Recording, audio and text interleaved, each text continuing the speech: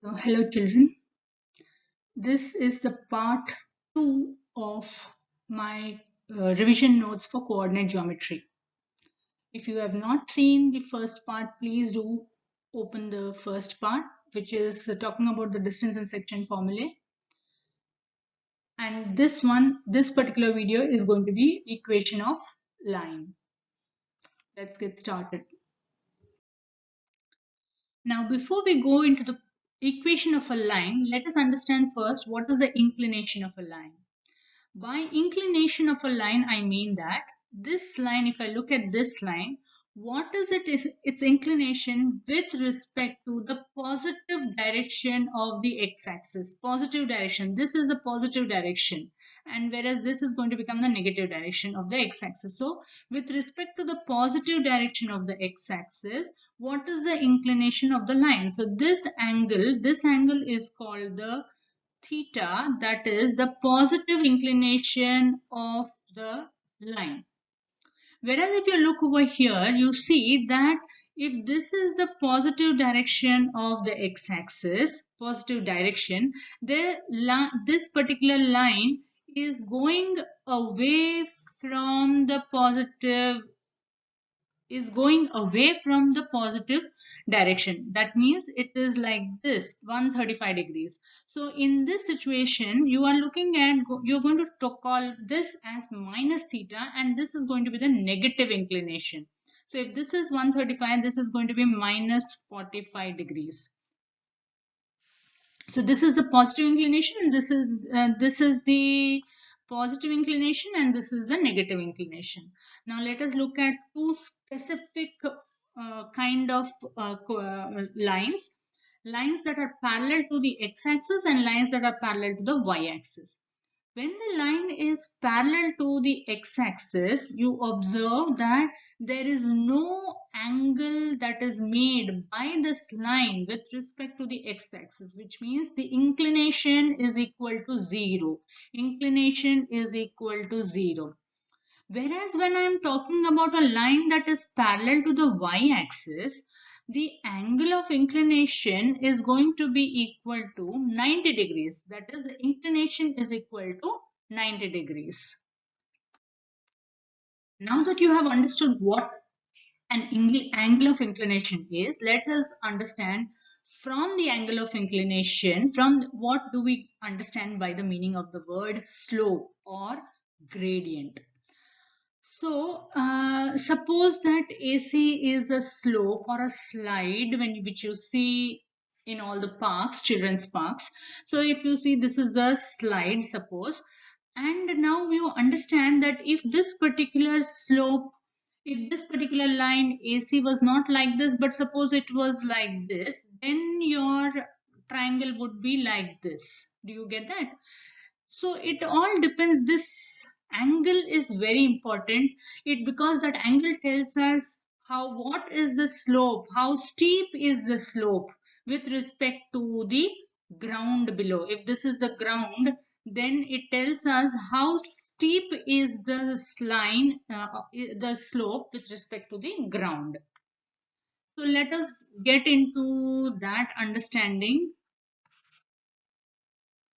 Over here, what I'm doing is this, I'm drawing the triangle with respect to the slope. I'm taking just any 2 points you take over here, and you draw the right angle triangle. You see that when I do AB upon BC, that gives me an idea about the slope. But AB upon BC is tan theta, and therefore we say slope or gradient of any line is equal to tan theta. Slope or gradient of any line is equal to tan theta. Sometimes you are given the direct slope. Fine, very good. But sometimes that doesn't happen, and you are probably given 2 points A and B on the coordinate plane. So suppose that I have the point A with the coordinates x1, y1 and B with coordinates x2, y2. Then what we do is the slope M is given by y2 minus y1 upon x2 minus x1. y2 minus y1 upon x2 minus x1. Actually, you can do y1 minus y2 upon x1 minus x2 also, because your negative values will get cancelled over here. So you can do y1 minus y2. This is same as y1 minus y2 upon x1 minus x2. No problem. All you need to remember is that if you are doing y1 minus y2, then you should do x1 minus x2. If you are doing y2 minus y1, then you must do x2 minus x1. That will also give you, because will give you the tan slope value, that is tan theta. Now this is the slope. This is the slope formula with when you are given the angle, that is m is equal to tan theta, and this is the situation when you are given the 2 points in the coordinate plane. So let us go to a few important things, that is slope of x-axis or any line that is parallel to x-axis is always going to be equal to 0. Slope of y-axis or any line parallel to the y-axis is going to be undefined or not defined, because tan 90 is equal to infinity. In the same way, slope is positive if line makes an acute angle. Slope is positive if line makes an acute angle with respect to the, that is, this is the acute angle with respect to the positive direction of the x-axis, and slope is negative if the line makes an obtuse angle with respect to the, so if your line is like this, then this is going to be this is going to be your angle, that is an obtuse angle. That means this is going to be your negative inclination, and therefore you are going to get slope is going to be negative. So now we are going to find out the next thing, that is the slope of two lines. If the two lines are parallel to each other, then you observe that because the lines are parallel to each other, the angle of inclination with respect to the axis is the same, and therefore theta is equal to alpha, which implies that you will also get slope of AB is equal to slope of CD. If the lines are perpendicular to each other, then because this is equal to 90 plus theta, you are going to get slope of AB into slope of CD is equal to minus 1. Now here it's very simple. Now you don't have to all the time, place the value of AB in this formula and do. You can actually also do, suppose slope of AB is given to you as minus 1 upon 2. Then that will imply that slope of CD will be equal to 2. What we do is we just take the reciprocal of this value 1 by 2, and also take the negative. Negative will become positive, and positive, if this was positive, then this would have become negative. In the same way, next concept that we have got is we want to find out what is the condition for collinearity of 3 points. So if you have 3 points A, B, and C, because you can see that with respect to the x-axis, if this was the x-axis, whether it is this line or whether it is this BC or whether it is AB, the angle of inclination is going to be the same, and therefore you will get slope of AB will be equal to slope of BC. And therefore for two lines for 3 points to be collinear, you can, for 3 points to be collinear, slope of AB should be equal to slope of BC. In the previous video we had done that in order to show that A, B and C are collinear, we had actually done AB plus BC is equal to AC. If this condition is satisfied, then we say that the 3 points are collinear. So you have now two methods of finding out whether the 3 given points are collinear. One of them is by looking at the slope, and the other is by finding out the distance between AB, BC and AC.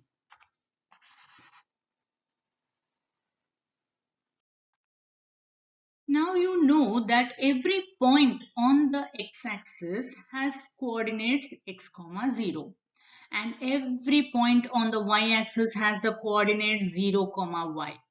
This is very important because every point on x-axis over here is going to be something like 1 comma 0, or this is going to be suppose 3 comma 0, and same way over here this is going to be 0 comma 1, and suppose this is 0 comma 2.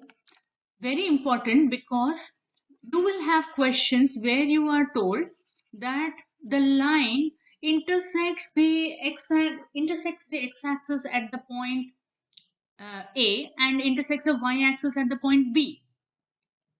So you will have to take a general point, that is, so you suppose you will take, let the line intersect the x-axis at the point A, and therefore the coordinates of that point A will be x comma 0.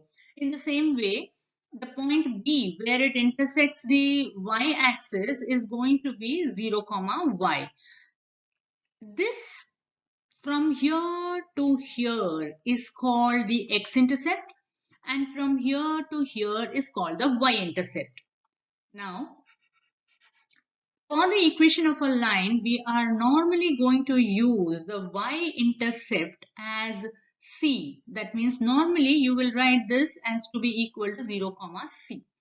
Y-intercept is y, or it is in standard terms we call it as c.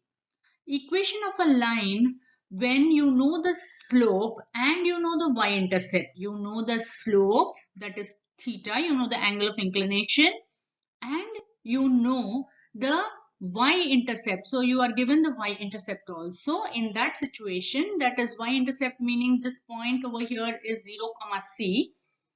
Equation of the line is given by y is equal to mx plus c. So the slope intercept form of the equation of the line is y is equal to mx plus c.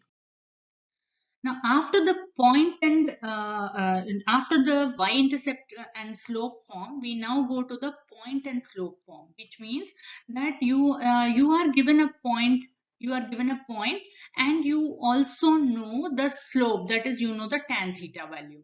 So you know the slope, that is tan theta, and there is a point A given to you with coordinates x1, y1. You want to form the general form of an equation of a line. So let us take a point P, general point P, x comma y on the line. Then the equation of the line in the point slope form is given in equation of the line in the point slope form is given by y minus this y minus y1. Y is general. You don't know that what that y is, but you know x1, y1. So y minus y1 is equal to m into x minus x1. Sometimes what happens is that they don't give you the slope. They won't give you the slope, but you are given 2 points, A and B. So A has the coordinates x1, y1, and B has the coordinates x2, y2.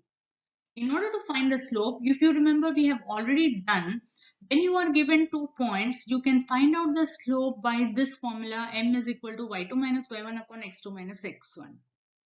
And suppose point P is a general point on the line, point P x comma y.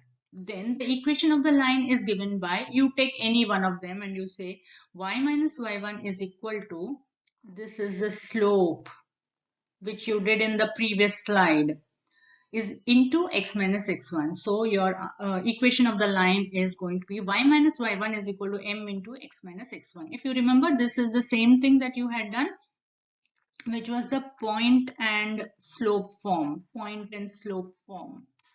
So you are converting the 2 points into, first you are finding out the slope, and then you can use any one of these 2 points. You can use any one of these 2 points, and then you substitute for x1 and y1, and then you write down this is y minus y1 is equal to m into x minus